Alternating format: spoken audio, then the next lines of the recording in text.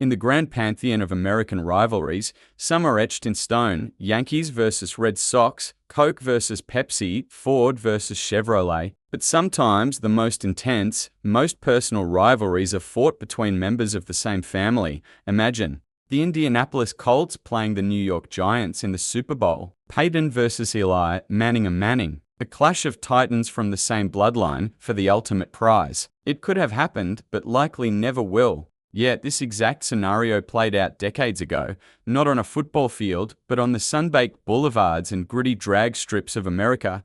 This is the story of two brothers in arms, born of the same General Motors of body chassis, but forged in the fires of a fierce internal competition. In one corner, the Oldsmobile 4-4- to W-30, the established champion, the darling of the automotive press, a car lauded for its balanced performance, sophisticated engineering, and handsome, muscular looks. It was the thinking man's muscle car. In the other corner, the challenger, the Buick GS 455 Stage 1. Representing GM's most upscale and conservative division, the GS was often seen as the gentleman's muscle car, a wolf in finely tailored sheep's clothing. For years, Buick had played second fiddle in the performance wars, but by 1970, they had a secret weapon, an engine that produced more torque than any other American production car, a monstrous V8 that could and would humble the mightiest names on the street. This was a sibling rivalry from an era when the divisions of General Motors competed more with each other than they did with Ford, Chrysler, or AMC. By the time upscale Buick finally challenged Olds for the throne,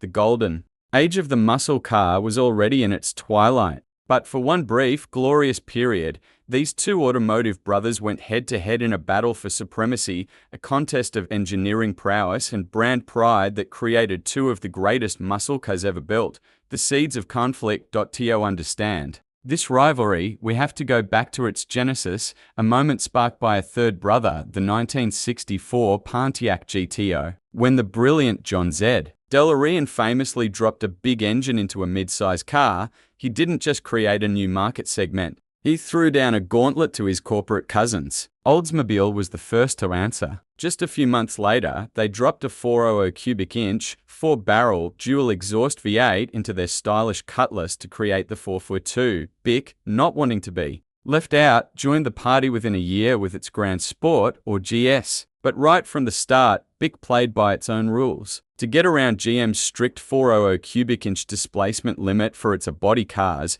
they employed a bit of marketing. Sleight of hand. The 1965 GS was badged as a 400, but under the hood beat the heart of a 401 cubic inch nailhead V8, a technical violation of the corporate edict. Through the mid to late 60s, as GM rolled out its new, more curvaceous body designs, the hierarchy was clear. The Pontiac GTO was the undisputed king of the streets, the pop culture icon. The Oldsmobile 4-4-2 was its more refined, better handling brother, a car praised for its poise and engineering. The Buick GS, meanwhile, remained a subtle, more relaxed machine, not yet considered a top-tier contender in the horsepower wars. But behind the scenes at Buick, engineers were waiting, biding their time for the corporate landscape to change.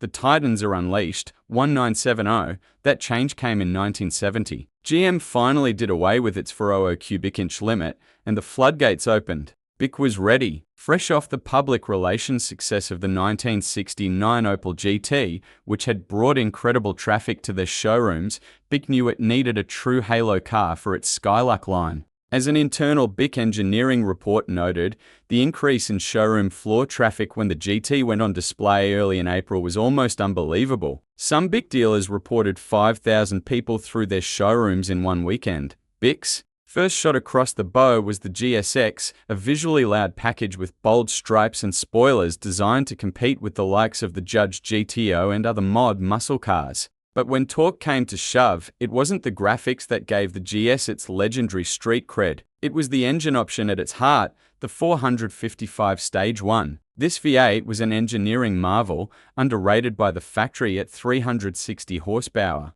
But producing an earth-shattering 510 pound-feet of torque, the highest torque rating of any American production engine at the time, a record that would stand for decades. As Mike Bivens, owner of a pristine '71 Olds 4-4- to W-30, concedes, the Bic was a giant killer. It's the car that beat the Hemi Cuda. Suddenly, the quiet brother had the biggest voice at the table. Oldsmobile, meanwhile, refined its own potent 455 engine with the W-30 package, featuring a high-lift camshaft, aluminum intake manifold, and forced air induction through its distinctive twin-scooped hood. The battle lines were drawn, the showdown. And the last gasp, the rivalry between the Olds and the Bic would be tragically short-lived. A storm was gathering on the horizon. Car insurance rates for high-performance vehicles were becoming astronomical. More ominously, the U.S. Environmental Protection Agency, established in December 1970, was enacting immediate restrictions on leaded premium fuel. Stricter regulations were coming.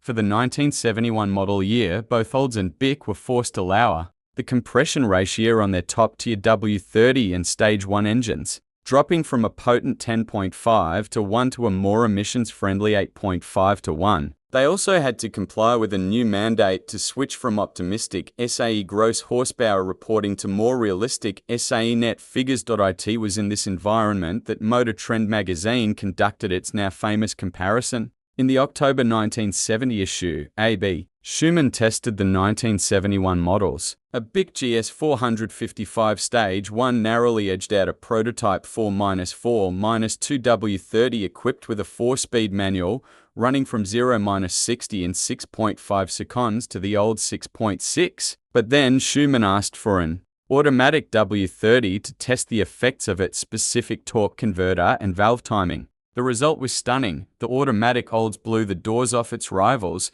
clocking a 6.1 second 0-60 run. A year later, for a June 1972 comparison entitled Sayonara Supercar, the tables turned again. By this time, the Hemi Cuda was already gone. Schumann wrote, "The amazing thing, considering all that's happened just in the area of emissions controls, is that a car that runs like the GS Stage 1 could still exist. In this final showdown, the 1972 Buick GS Stage 1 proved its mettle. It was faster than the manual GTO and, crucially, faster than the 1972 W-30 automatic, beating its sibling rival by a significant 0.8 seconds in the 0-60 sprint and by 0.4 seconds and 5 miles per hour in the quarter mile. This final victory for Bic was made possible only by a fluke of history. A 1971 United Auto Workers strike had delayed the introduction of GM's new, heavier, and less potent colonnade of bodies by one model year, giving these last true muscle cars a one-year stay of execution. Driving these cars today is like stepping back in time. The Oldsmobile, with its organic fuselage surfacing and large split grille, feels substantial. Those gigantic golden scoops on the W-30 hood make the car feel massive from behind the wheel. The Bic, by contrast, is more sublime. Its side surfacing is more creased, creating an abstract Coke bottle shape, and its twin ram air intakes are subtle, almost elegant. Inside, both cars have their quirks. The steering has more play than a kindergarten gym, and the tachometers are difficult to read. But fire them up, and all is forgiven. The W-30 starts with a sharp bark, while the Stage 1 needs a bit of throttle. Both engines deliver their power in a massive, mid-range surge with a NASCAR growl that would do any modern car proud. The Bic feels slightly quicker, with less squat and tighter body control, a testament to its refined suspension, but this vitality was a fleeting ghost. Just a year after that final Motor Trend test,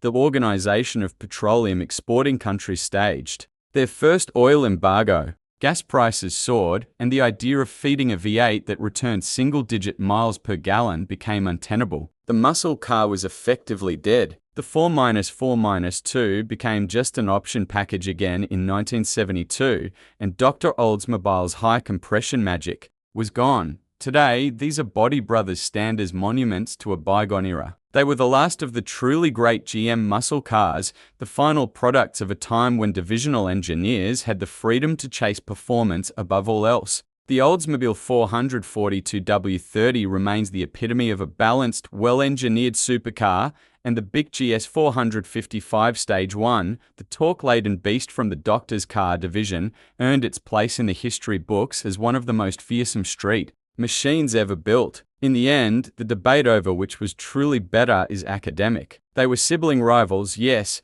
But they were also brothers in arms, standing together as the last, glorious standard bearers for the golden age of American muscle.